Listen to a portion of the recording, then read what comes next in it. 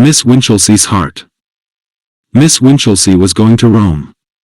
The matter had filled her mind for a month or more, and had overflowed so abundantly into her conversation that quite a number of people who were not going to Rome, and who were not likely to go to Rome, had made it a personal grievance against her.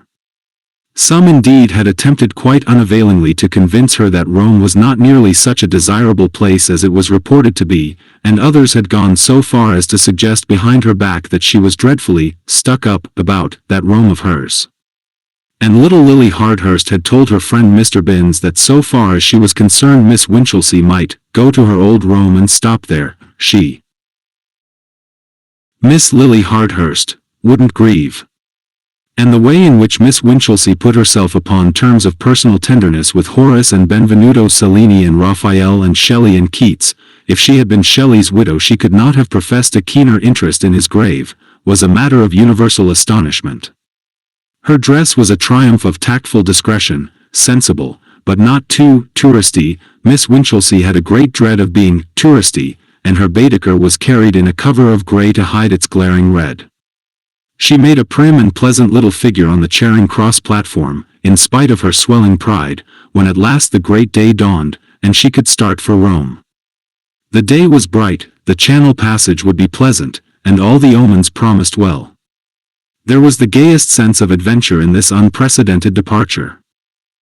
She was going with two friends who had been fellow students with her at the training college, nice honest girls both, though not so good at history and literature as Miss Winchelsea.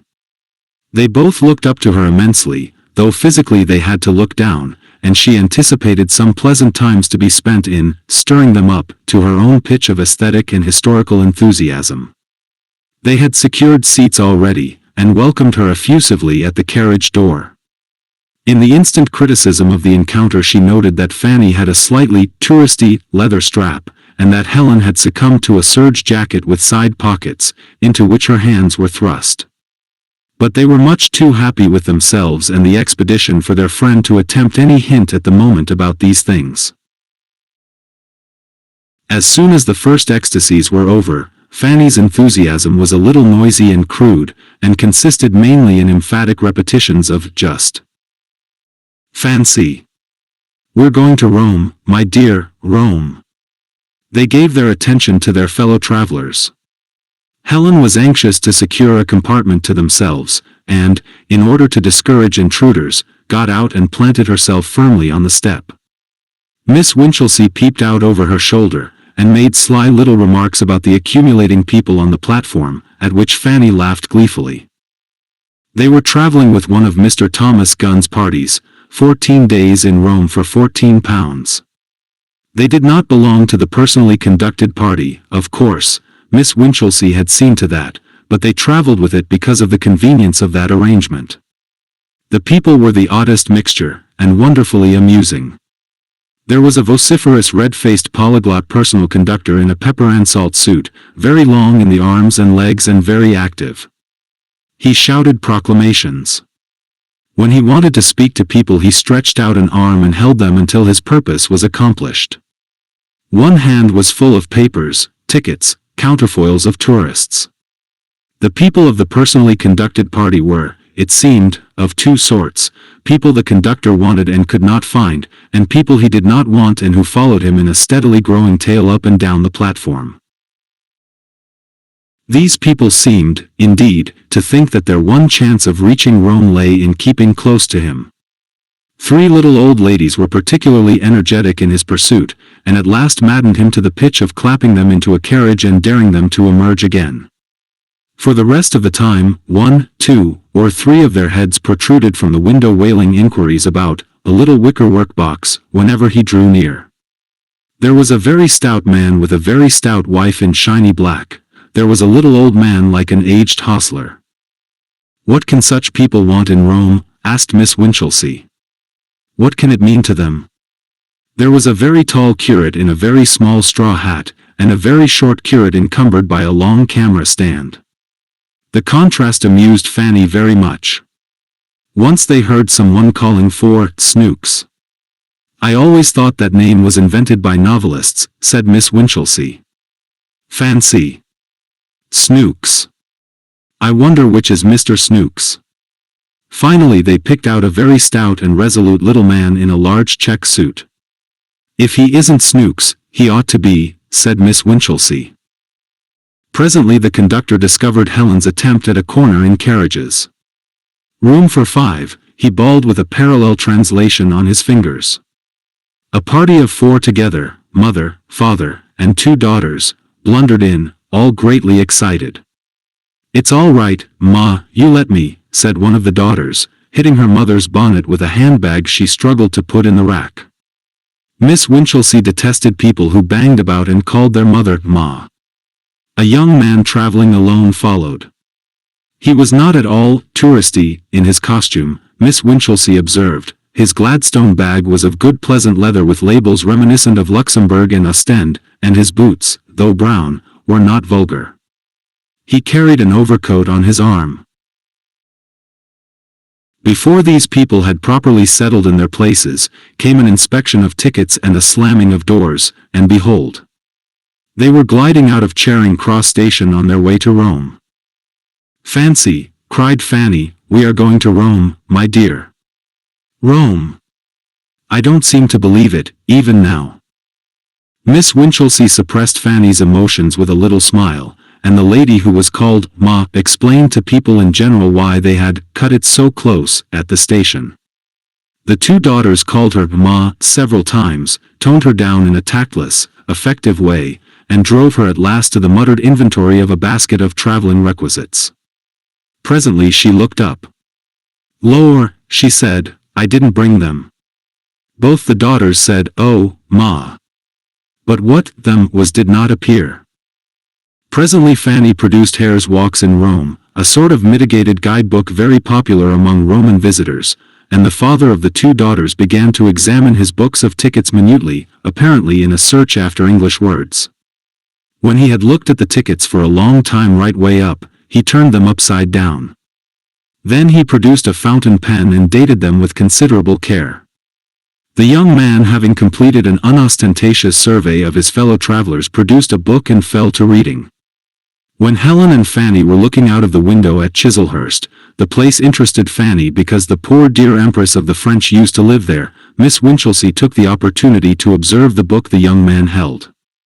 It was not a guidebook but a little thin volume of poetry, bound. She glanced at his face. It seemed a refined, pleasant face to her hasty glance. He wore a little gilt pince nez. "Do you think she lives there now?" said Fanny, and Miss Winchelsea's inspection came to an end. For the rest of the journey Miss Winchelsea talked little, and what she said was as agreeable and as stamped with refinement as she could make it. Her voice was always low and clear and pleasant, and she took care that on this occasion it was particularly low and clear and pleasant. As they came under the white cliffs the young man put his book of poetry away, and when at last the train stopped beside the boat, he displayed a graceful alacrity with the impedimenta of Miss Winchelsea and her friends. Miss Winchelsea hated nonsense, but she was pleased to see the young man perceived at once that they were ladies, and helped them without any violent geniality, and how nicely he showed that his civilities were to be no excuse for further intrusions. None of her little party had been out of England before, and they were all excited and a little nervous at the Channel passage.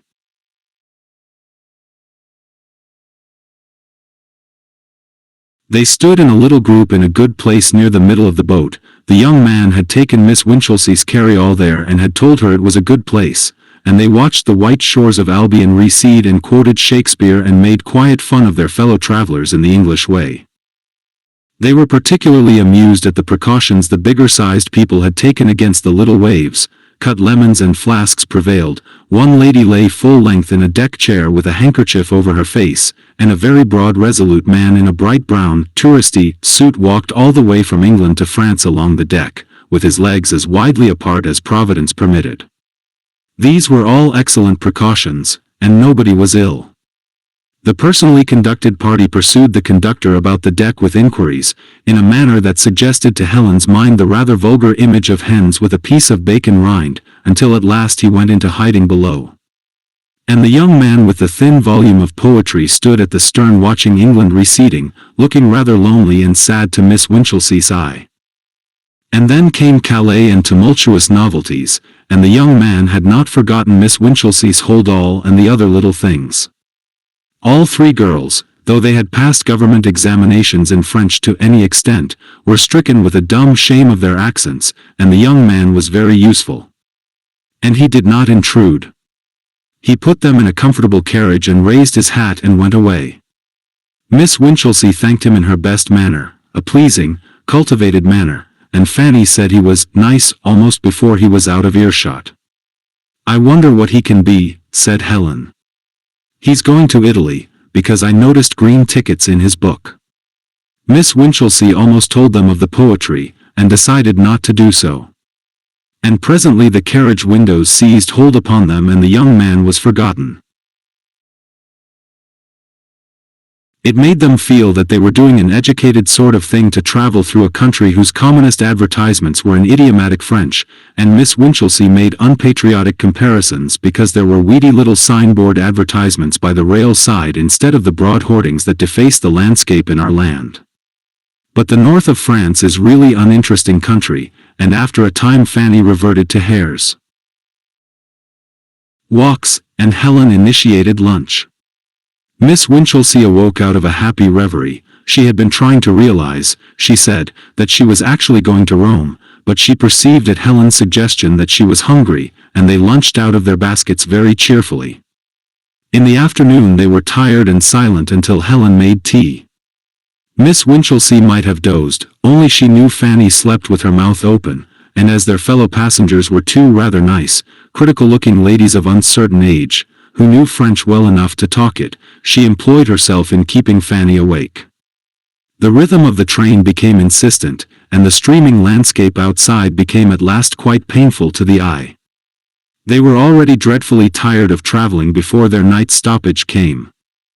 The stoppage for the night was brightened by the appearance of the young man, and his manners were all that could be desired and his French quite serviceable. His coupons availed for the same hotel as theirs, and by chance, as it seemed, he sat next Miss Winchelsea at the table d'hôte. In spite of her enthusiasm for Rome, she had thought out some such possibility very thoroughly, and when he ventured to make a remark upon the tediousness of traveling, he let the soup and fish go by before he did this. She did not simply assent to his proposition, but responded with another. They were soon comparing their journeys, and Helen and Fanny were cruelly overlooked in the conversation. It was to be the same journey, they found, one day for the galleries at Florence. "From what I hear," said the young man, "it is barely enough, and the rest at Rome." He talked of Rome very pleasantly, he was evidently quite well read, and he quoted Horace about Soracte. Miss Winchelsea had done that book of Horace for her matriculation, and was delighted to cap his quotation. It gave a sort of tone to things, this incident, a touch of refinement to mere chatting. Fanny expressed a few emotions, and Helen interpolated a few sensible remarks, but the bulk of the talk on the girls' side naturally fell to Miss Winchelsea. Before they reached Rome this young man was tacitly of their party. They did not know his name nor what he was, but it seemed he taught, and Miss Winchelsea had a shrewd idea he was an extension lecturer. At any rate he was something of that sort, something gentlemanly and refined without being opulent and impossible. She tried once or twice to ascertain whether he came from Oxford or Cambridge, but he missed her timid opportunities. She tried to get him to make remarks about those places to see if he would say, "Come up," to them instead of "Go down." She knew that was how you told of a varsity man. He used the word varsity, not university, in quite the proper way. They saw as much of Mr. Ruskin's Florence as the brief time permitted. He met them in the Pitti Gallery and went round with them, chatting brightly, and evidently very grateful for their recognition. He knew a great deal about art, and all four enjoyed the morning immensely. It was fine to go round recognizing old favorites and finding new beauties, especially while so many people fumbled helplessly with Baedeker. Nor was he a bit of a prig, Miss Winchelsea said, and indeed she detested prigs. He had a distinct undertone of humor, and was funny, for example, without being vulgar, at the expense of the quaint work of Beato Angelico. He had a grave seriousness beneath it all, and was quick to seize the moral lessons of the pictures. Fanny went softly among these masterpieces. She admitted she knew so little about them, and she confessed that to her they were all beautiful. Fanny's beautiful inclined to be a little monotonous, Miss Winchelsea thought. She had been quite glad when the last sunny Alp had vanished, because of the staccato of Fanny's admiration.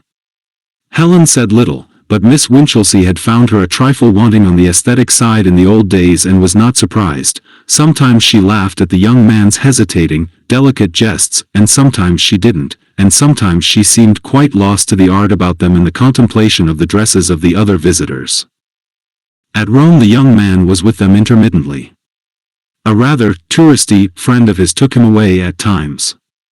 He complained comically to Miss Winchelsea. "I have only 2 short weeks in Rome," he said, "and my friend Leonard wants to spend a whole day at Tivoli looking at a waterfall." "What is your friend Leonard?" asked Miss Winchelsea abruptly. "He's the most enthusiastic pedestrian I ever met," the young man replied, amusingly, but a little unsatisfactorily, Miss Winchelsea thought. They had some glorious times, and Fanny could not think what they would have done without him. Miss Winchelsea's interest and Fanny's enormous capacity for admiration were insatiable. They never flagged, through pictures and sculpture galleries, immense crowded churches, ruins and museums, Judas trees and prickly pears, wine carts and palaces, they admired their way unflinchingly. They never saw a stone pine or a eucalyptus but they named and admired it, they never glimpsed Soracte but they exclaimed. Their common ways were made wonderful by imaginative play. "Here Caesar may have walked," they would say. "Raphael may have seen Soracte from this very point. They happened on the tomb of Bibulus." "Old Bibulus," said the young man. "The oldest monument of Republican Rome," said Miss Winchelsea. "I'm dreadfully stupid," said Fanny, "but who was Bibulus?" There was a curious little pause. "Wasn't he the person who built the wall?" said Helen. The young man glanced quickly at her and laughed. "That was Balbus," he said. Helen reddened, but neither he nor Miss Winchelsea threw any light upon Fanny's ignorance about Bibulus. Helen was more taciturn than the other 3, but then she was always taciturn, and usually she took care of the tram tickets and things like that, or kept her eye on them if the young man took them, and told him where they were when he wanted them. Glorious times they had, these young people, in that pale brown cleanly city of memories that was once the world. Their only sorrow was the shortness of the time. They said indeed that the electric trams and the 70 buildings, and that criminal advertisement that glares upon the Forum, outraged their aesthetic feelings unspeakably, but that was only part of the fun. And indeed Rome is such a wonderful place that it made Miss Winchelsea forget some of her most carefully prepared enthusiasms at times, and Helen, taken unawares, would suddenly admit the beauty of unexpected things. Yet Fanny and Helen would have liked a shop window or so in the English Quarter if Miss Winchelsea's uncompromising hostility to all other English visitors had not rendered that district impossible. The intellectual and aesthetic fellowship of Miss Winchelsea and the scholarly young man passed insensibly towards a deeper feeling.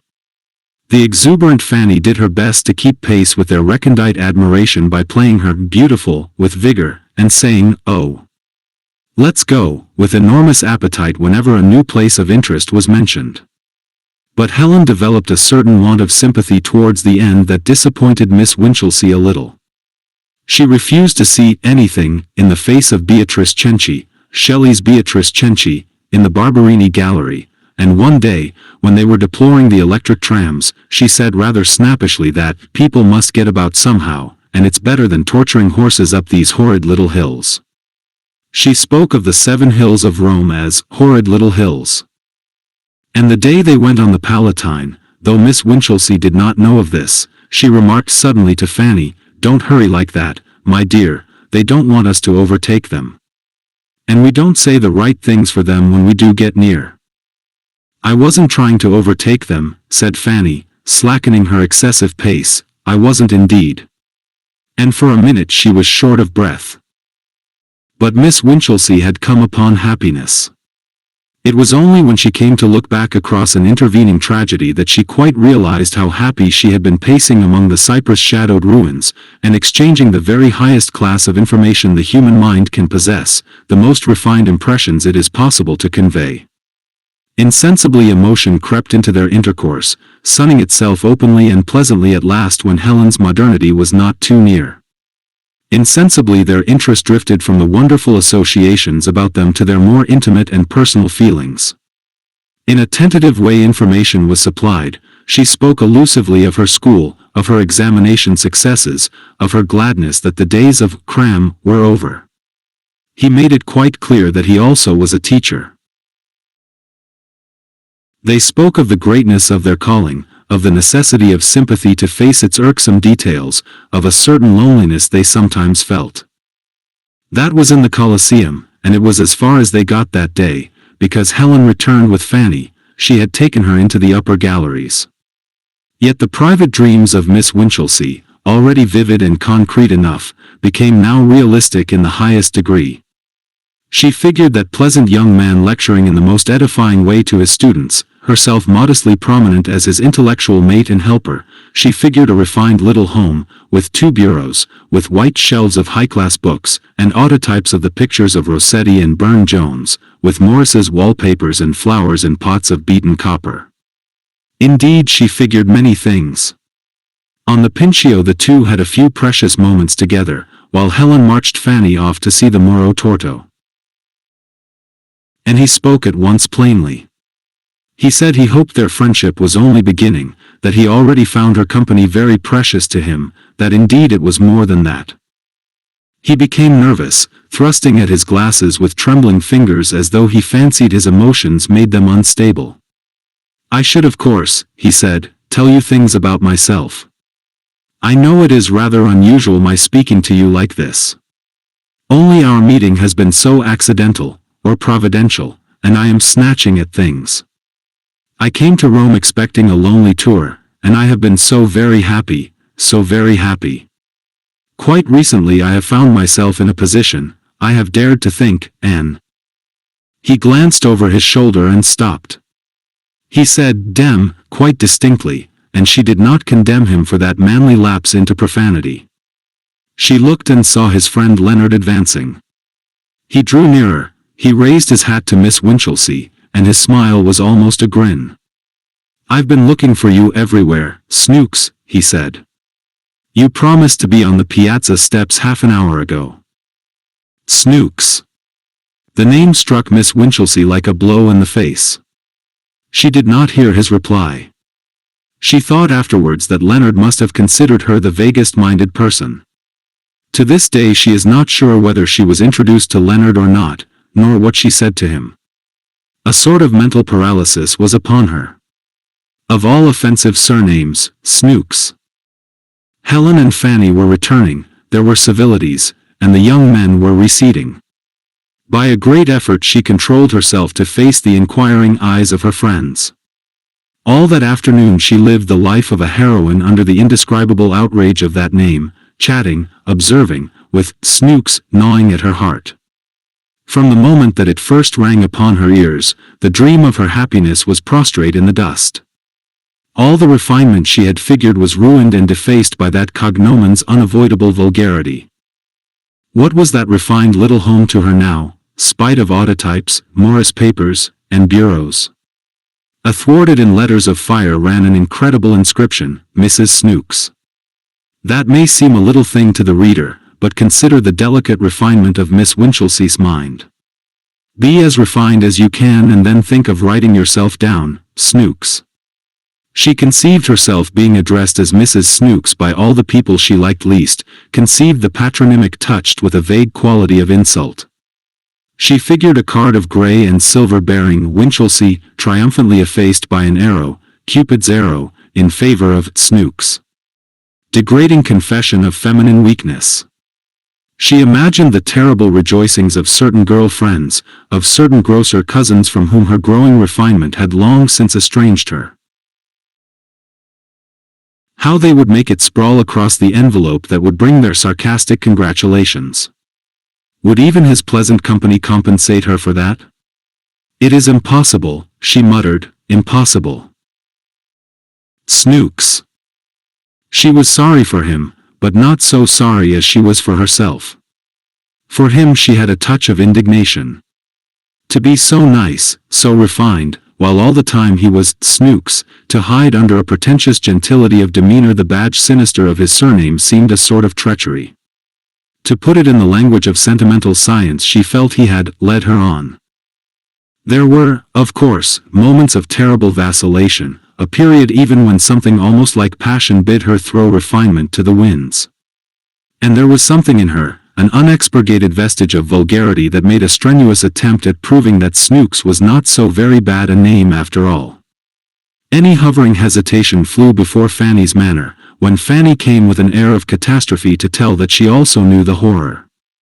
Fanny's voice fell to a whisper when she said Snooks.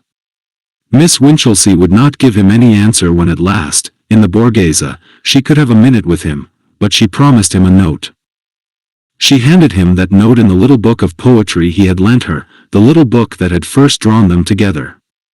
Her refusal was ambiguous, elusive. She could no more tell him why she rejected him than she could have told a cripple of his hump. He too must feel something of the unspeakable quality of his name. Indeed, he had avoided a dozen chances of telling it, she now perceived. So she spoke of obstacles she could not reveal, reasons why the thing he spoke of was impossible.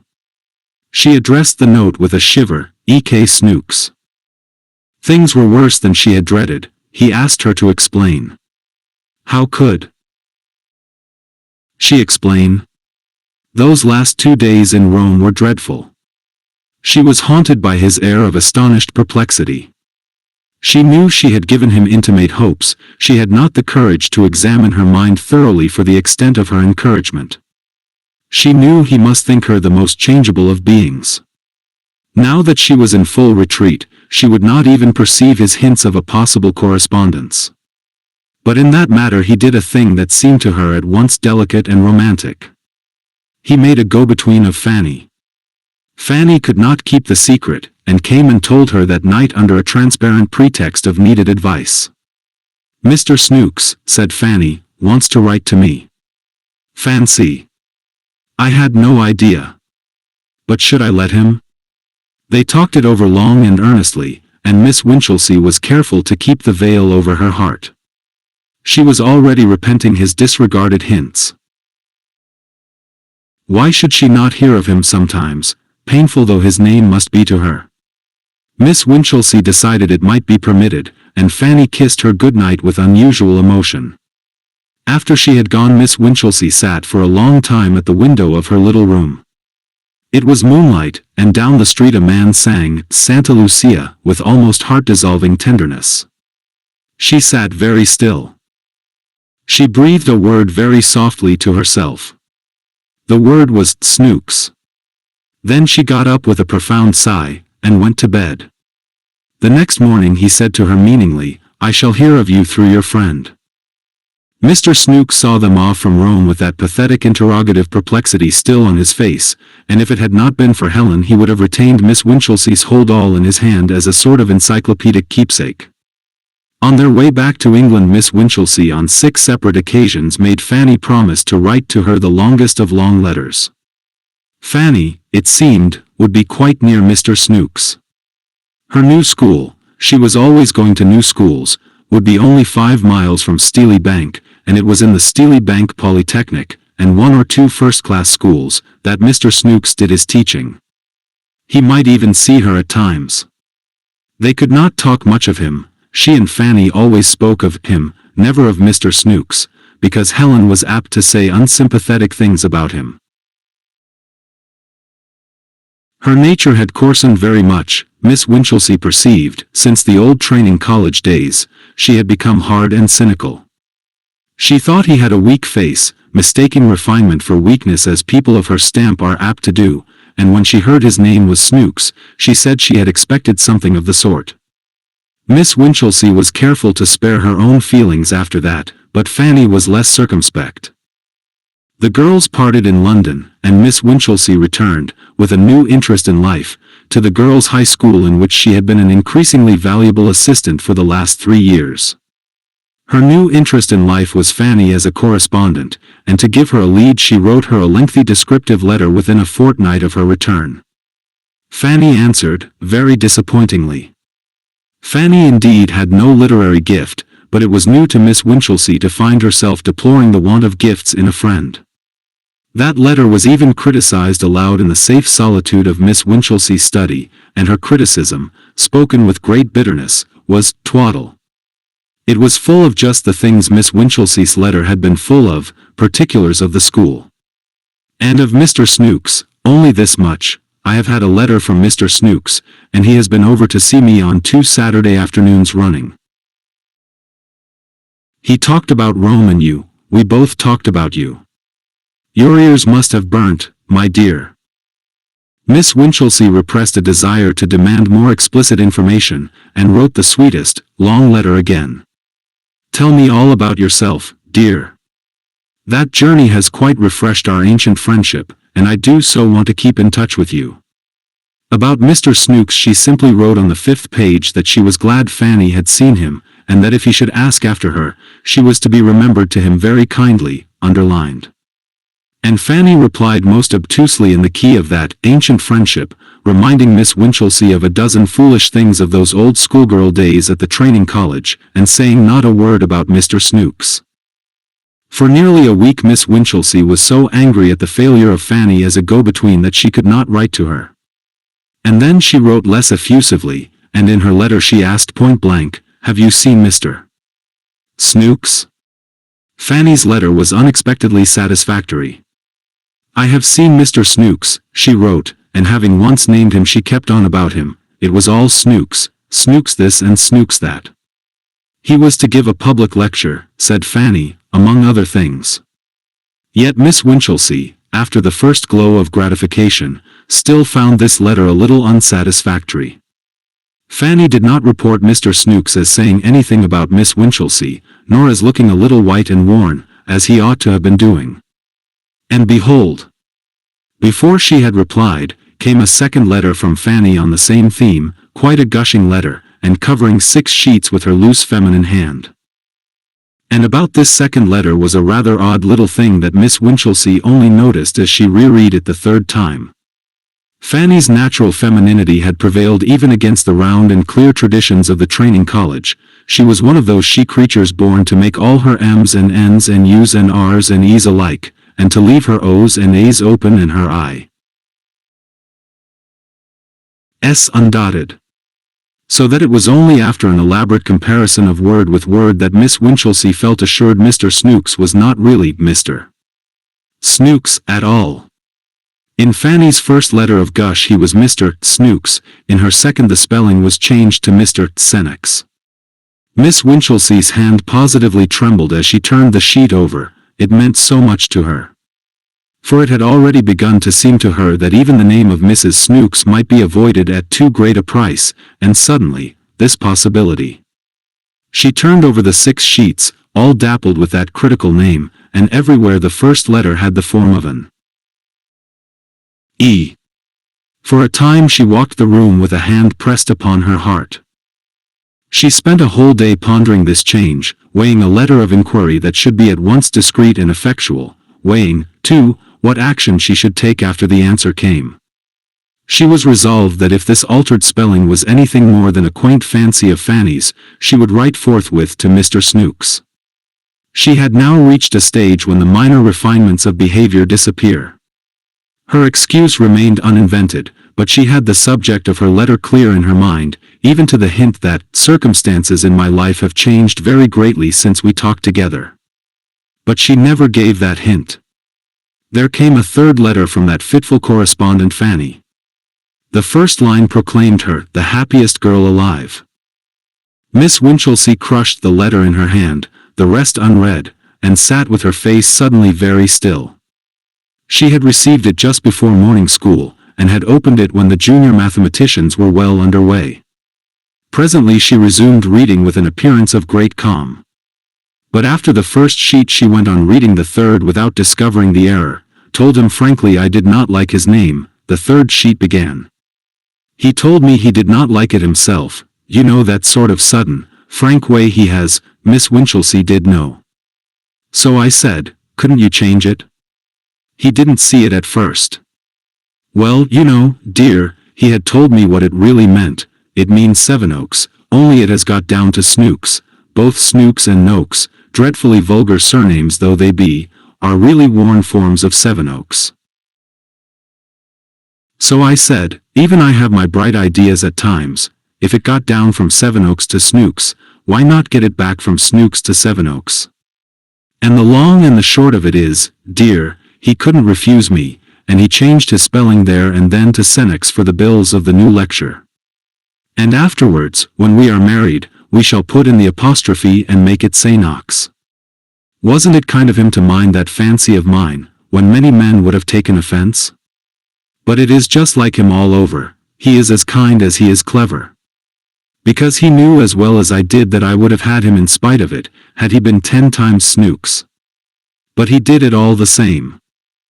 The class was startled by the sound of paper being viciously torn, and looked up to see Miss Winchelsea white in the face and with some very small pieces of paper clenched in one hand. For a few seconds they stared at her stare, and then her expression changed back to a more familiar one. Has anyone finished number 3? She asked in an even tone. She remained calm after that. But impositions ruled high that day.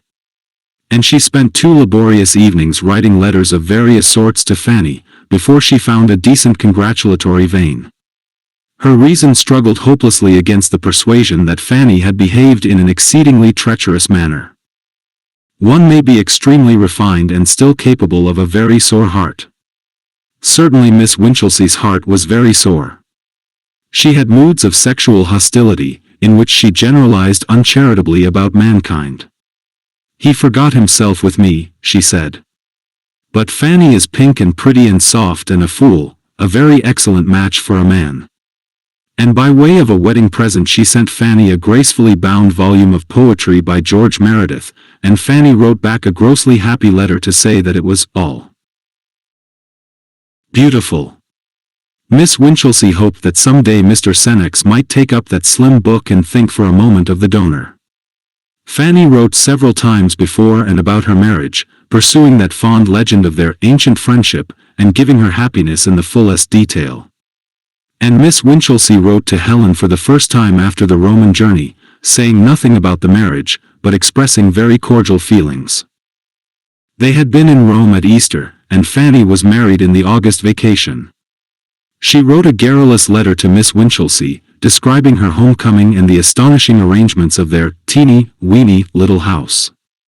Mr. Saynox was now beginning to assume a refinement in Miss Winchelsea's memory out of all proportion to the facts of the case, and she tried in vain to imagine his cultured greatness in a teeny-weeny little house. "I am busy enameling a cozy corner," said Fanny, sprawling to the end of her 3rd sheet, "so excuse more." Miss Winchelsea answered in her best style, gently poking fun at Fanny's arrangements, and hoping intensely that Mr. Saynox might see the letter. Only this hope enabled her to write at all, answering not only that letter but one in November and one at Christmas. The 2 latter communications contained urgent invitations for her to come to Steely Bank on a visit during the Christmas holidays. She tried to think that he had told her to ask that, but it was too much like Fanny's opulent good nature. She could not but believe that he must be sick of his blunder by this time, and she had more than a hope that he would presently write her a letter beginning, "Dear friend." Something subtly tragic in the separation was a great support to her, a sad misunderstanding. To have been jilted would have been intolerable. But he never wrote that letter beginning, "Dear friend." For 2 years Miss Winchelsea could not go to see her friends, in spite of the reiterated invitations of Mrs. Sevenoaks. It became full Sevenoaks in the 2nd year. Then one day near the Easter rest she felt lonely and without a soul to understand her in the world, and her mind ran once more on what is called platonic friendship. Fanny was clearly happy and busy in her new sphere of domesticity, but no doubt he had his lonely hours.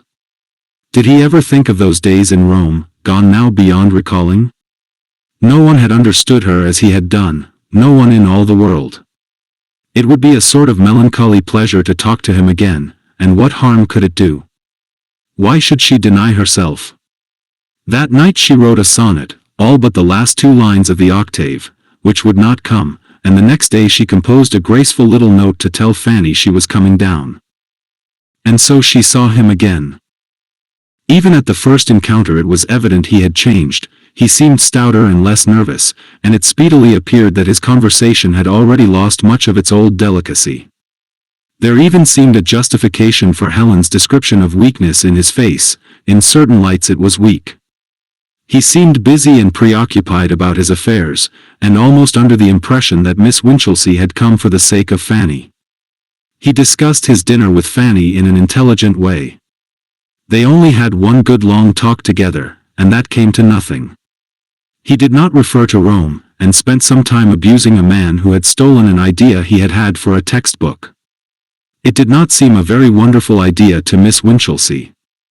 She discovered he had forgotten the names of more than half the painters whose work they had rejoiced over in Florence. It was a sadly disappointing week, and Miss Winchelsea was glad when it came to an end. Under various excuses she avoided visiting them again. After a time the visitors' room was occupied by their 2 little boys, and Fanny's invitation ceased. The intimacy of her letters had long since faded away.